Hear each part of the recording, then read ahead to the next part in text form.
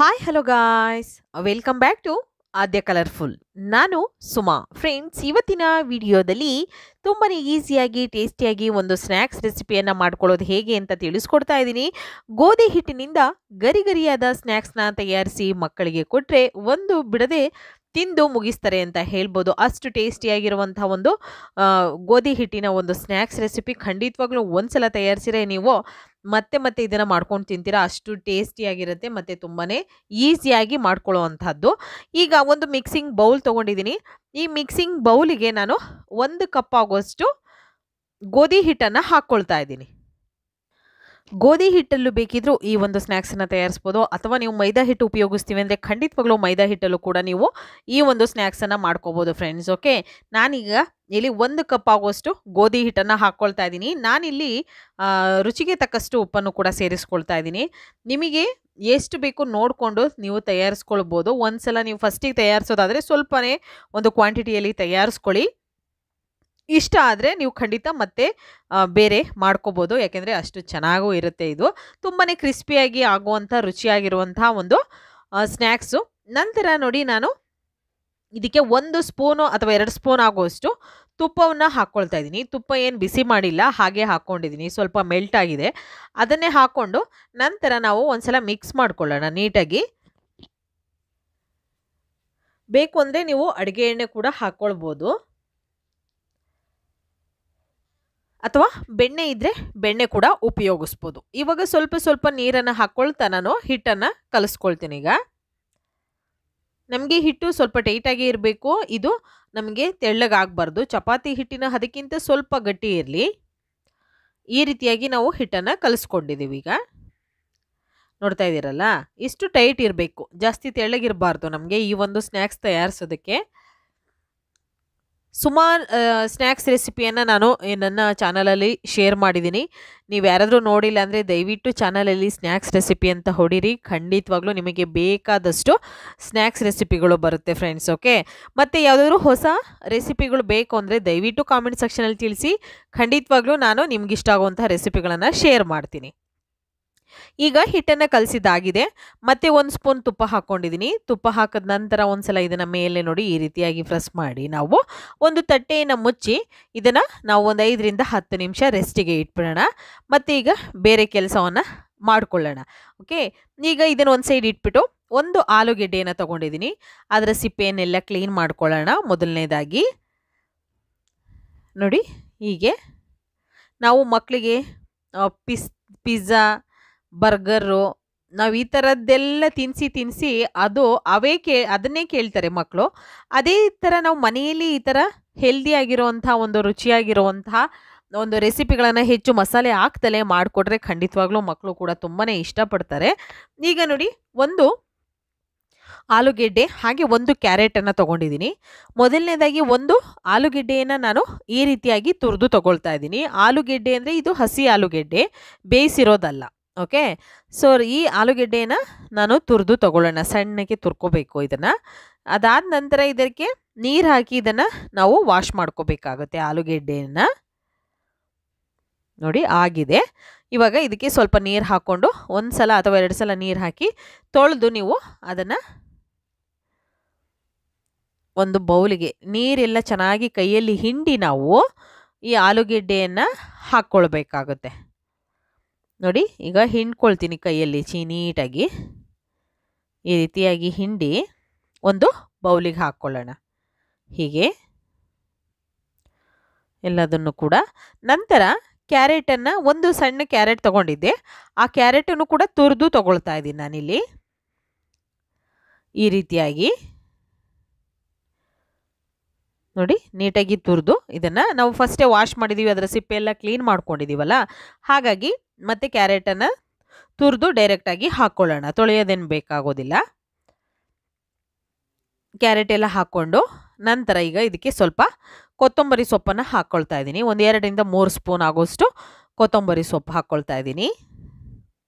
ಜಾಸ್ತಿ ಮಸಾಲೆ ನಾನು ಉಪಯೋಗಿಸೋದಿಲ್ಲ ಫ್ರೆಂಡ್ಸ್. ನಾನು ಯಾವುದೇ ರೆಸಿಪಿಗಳಾಗಲಿ ನಾನು ಮನೆಯಲ್ಲಿರುವಂಥ ಮಸಾಲೆಗಳನ್ನೇ ಉಪಯೋಗಿಸಿ ಮಾಡೋ ಅಂಥದ್ದು. ಎಲ್ಲೋ ರೇರು ನಾನು ಆಚೆಯಿಂದ ತಂದು ಮಾಡೋ ಅಂತಹ ಒಂದು ಮಸಾಲೆಗಳನ್ನು ನಾನು ನಿಮ್ಮ ಜೊತೆ ಶೇರ್ ಮಾಡ್ಕೊಳ್ಳೋವಂಥ ರೆಸಿಪಿಗಳು.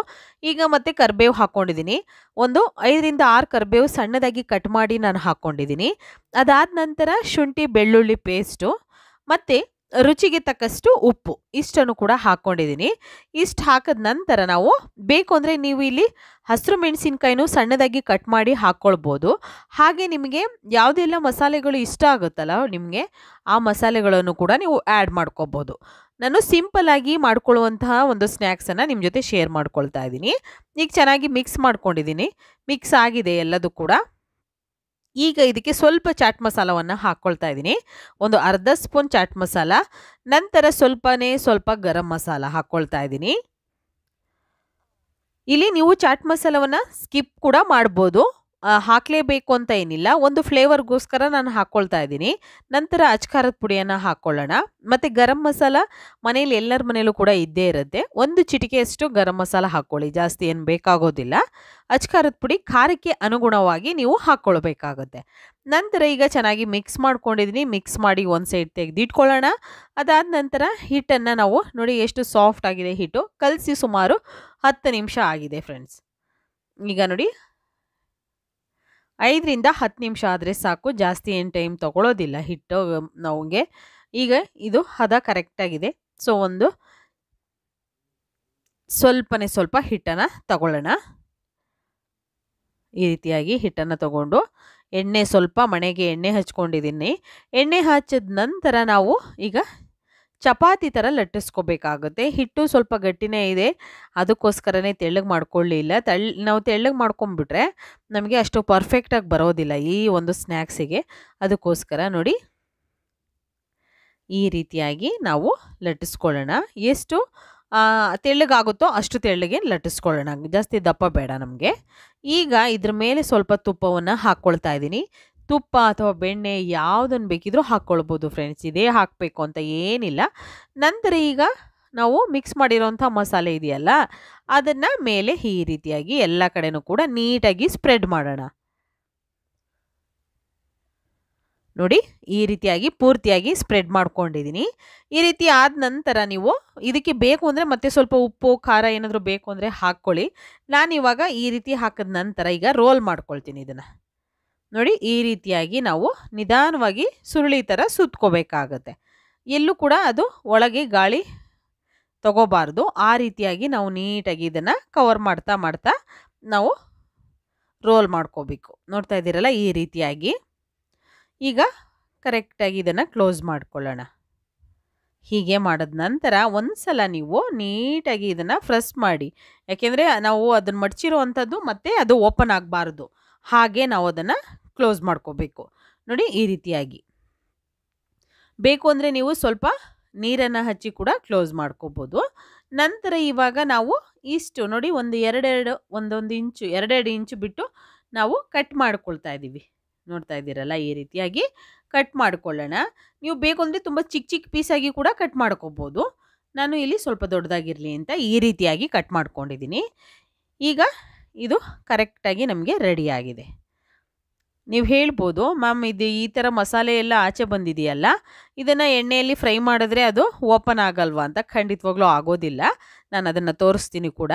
ನಂತರ ಈಗ ಒಂದು ತಟ್ಟೆಯನ್ನು ತಗೊಳ್ತಾ ಇದ್ದೀನಿ. ಅದಕ್ಕೆ ಈಗ ಒಂದು 2ರಿಂದ 3 ಟೇಬಲ್ ಸ್ಪೂನ್ ಆಗುವಷ್ಟು ನಾನು ಗೋಧಿ ಹಿಟ್ಟನ್ನು ಹಾಕ್ಕೊಂಡಿದ್ದೀನಿ. ಗೋಧಿ ಹಿಟ್ಟಿಗೆ ಸ್ವಲ್ಪ ಉಪ್ಪನ್ನು ಸೇರಿಸ್ಕೊಳ್ತಾ ಇದ್ದೀನಿ. ನಂತರ ಖಾರಕ್ಕೆ ಅಚ್ಕಾರದ ಪುಡಿಯನ್ನು ಸ್ವಲ್ಪ ಹಾಕ್ಕೊಳ್ಳೋಣ. ಇಷ್ಟನ್ನು ಹಾಕಿದ ನಂತರ ಈಗ ಮಿಕ್ಸ್ ಮಾಡಿಕೊಂಡು ನಾವು ಸ್ವಲ್ಪ ನೀರನ್ನು ಹಾಕ್ಕೊಳ್ತಾ ಒಂದು ಬೈಂಡಿಂಗ್ ಬರೋ ಹಾಗೆ ನಾವು ಇದನ್ನು ಕಲಿಸ್ಕೋಬೇಕಾಗತ್ತೆ. ನಾವು ಈರುಳ್ಳಿ ಬಜ್ಜಿ ಅಥವಾ ಮೆಣಸಿನ್ಕಾಯಿ ಬಜ್ಜಿ ಮಾಡಬೇಕಾದ್ರೆ ನಾವು ಹೇಗೆ ಹಿಟ್ಟನ್ನು ಕಲಿಸ್ಕೊಳ್ತೀವಲ್ಲ, ಈ ರೀತಿಯಾಗಿ ಹಿಟ್ಟನ್ನು ಕಲಿಸ್ಕೊಂಡಿದ್ದೀವಿ. ಈಗ ನಾವು ಒಂದು ಪೀಸನ್ನು ತಗೊಂಡು, ಸ್ನ್ಯಾಕ್ಸ್ ಪೀಸನ್ನು ತಗೊಂಡು ನಾವು ಇದರಲ್ಲಿ ಡಿಪ್ ಮಾಡಿ ಇದರಲ್ಲಿ ಎದ್ದಿ ಎಣ್ಣೆಯಲ್ಲಿ ನಾವು ಅದನ್ನು ಫ್ರೈ ಮಾಡ್ಕೋಬೇಕು. ಎಣ್ಣೆ ಈಗ ಮೀಡಿಯಮ್ ಆಗಿ ಕಾದಿದೆ. ಸೊ ಒಂದೊಂದಾಗಿ ನಿಧಾನಕ್ಕೆ ಹಾಕ್ಕೊಳ್ಳೋಣ. ಸ್ಟವ್ನ ಲೋ ಫ್ಲೇಮಲ್ಲೇ ಇಟ್ಕೊಂಡಿದ್ದೀನಿ, ಹೈ ಫ್ಲೇಮ್ ಬೇಡ. ಈಗ ನಿಧಾನವಾಗಿ ಒಂದೊಂದಾಗಿ ಸ್ವಲ್ಪ ದೂರ ದೂರ ಹಾಕ್ಕೊಳ್ಬೇಕಾಗತ್ತೆ. ಇದೇ ರೀತಿ ಎರಡೂ ಸೈಡ್ ಕೂಡ ನಮಗೆ ಗೋಲ್ಡನ್ ಕಲರ್ ಬರಬೇಕು. ಅಲ್ಲಿವರೆಗೂ ನಾವು ಇದನ್ನು ಚೆನ್ನಾಗಿ ಫ್ರೈ ಮಾಡ್ಕೋಬೇಕು. ಒಂದು ಸೈಡ್ ಆಗಿದೆ, ಮತ್ತು ಇದನ್ನು ಟರ್ನ್ ಮಾಡ್ತೀನಿ. ಇನ್ನೊಂದು ಸೈಡ್ ನಾವು ಇದನ್ನು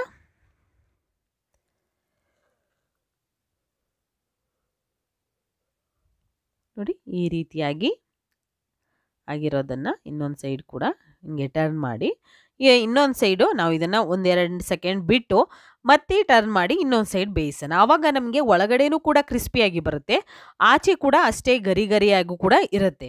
ಎರಡೂ ಸೈಡ್ ಕೂಡ ಸ್ವಲ್ಪ ಟೈಮ್ ತೊಗೊಂಡ್ರೂ ಪರವಾಗಿಲ್ಲ, ನಾವು ನೀಟಾಗಿ ಫ್ರೈ ಮಾಡ್ಕೋಬೇಕು. ಇಲ್ಲಾಂದರೆ ಒಳಗೆ ಹಸಿ ಹಸಿ ಹಾಗೇ ಇರುತ್ತೆ, ಅದು ತಿನ್ನೋದಕ್ಕೂ ಕೂಡ ಅಷ್ಟು ಟೇಸ್ಟಿ ಅನಿಸೋದಿಲ್ಲ. ಈಗ ಆಗಿರುವಂಥದ್ದು ಸ್ನ್ಯಾಕ್ಸನ್ನು ನಾವು ನಿಧಾನವಾಗಿ ಒಂದು ಟಿಶ್ಯೂ ಮೇಲೆ ತೆಗೆದಿಟ್ಕೊಳ್ಳೋಣ ಫ್ರೆಂಡ್ಸ್. ನೋಡಿ ಕಲರ್ ಕೂಡ ತುಂಬ ಚೆನ್ನಾಗಿ ಪರ್ಫೆಕ್ಟಾಗಿ ಬಂದಿದೆ. ಆಗಿರೋ ಅಂಥದ್ದನ್ನು ಈಗ ಒಂದು ಟಿಶ್ಯೂ ಮೇಲೆ ನಿಧಾನವಾಗಿ ತೆಗೆದಿಟ್ಕೊಳ್ತೀನಿ. ನಂತರ ನಾನು ಅದನ್ನು ಸರ್ವ್ ಮಾಡ್ತೀನಿ ಫ್ರೆಂಡ್ಸ್. ನೀವು ಕೂಡ ಮನೆಯಲ್ಲಿ ಗೋಧಿ ಹಿಟ್ಟಿನಿಂದ ಮಾಡಿರುವಂತಹ ಗರಿಗರಿಯಾದ ಸ್ನ್ಯಾಕ್ಸ್ನ ತಯಾರಿಸಿ ಮಕ್ಕಳಿಗೆ ಕೊಡಿ. ಖಂಡಿತವಾಗ್ಲೂ ಎಲ್ಲರೂ ಕೂಡ ತುಂಬಾ ಇಷ್ಟಪಡುವಂಥ ಒಂದು ರೆಸಿಪಿ. ಇವತ್ತಿನ ವಿಡಿಯೋ ನಿಮಗೆ ಇಷ್ಟ ಆಗಿದೆ ಅಂತ ನಾನು ಭಾವಿಸ್ತೀನಿ. ಇಷ್ಟ ಆಗಿದೆ ಚಾನಲ್ನ ಸಬ್ಸ್ಕ್ರೈಬ್ ಮಾಡ್ಕೊಳ್ಳಿ, ಹಾಗೆ ಲೈಕ್ ಮಾಡಿ, ಮತ್ತು ಹೆಚ್ಚೆಚ್ಚು ಶೇರ್ ಮಾಡಿ ಫ್ರೆಂಡ್ಸ್. ಓಕೆ, ಇವತ್ತಿನ ವಿಡಿಯೋನ ಇಲ್ಲಿಗೆ ಮುಗಿಸ್ತಾ ಇದ್ದೀನಿ. ಮತ್ತೆ ಇನ್ನೊಂದು ಹೊಸ ವಿಡಿಯೋ ಜೊತೆ ಬರ್ತೀನಿ. ಅಲ್ಲಿವರೆಗೂ ಬಾಯ್, ಸಿ ಯು, ಟೇಕ್ ಕೇರ್.